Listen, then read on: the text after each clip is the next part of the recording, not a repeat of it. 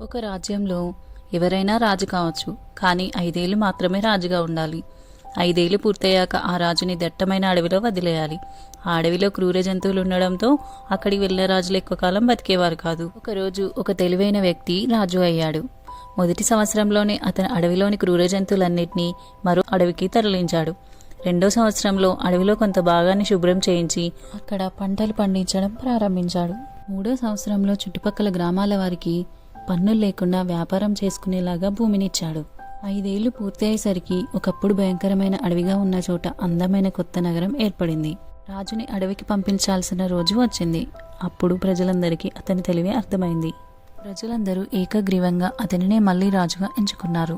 ఇతర రాజులు తమ 5 ఏళ్లను రాజభోగాల్లో గడిపారు. ఈ రాజు మాత్రం తన 5 ఏళ్లను తన భవిష్యత్తుని నిర్మించుకోవడానికి ఉపయోగించుకున్నాడు. తన భవిష్యత్తుతో పాటు ప్రజల భవిష్యత్తును కూడా మార్చాడు కాబట్టే ప్రతిసారి ఏకగ్రీవంగా ఎన్నికయ్యాడు.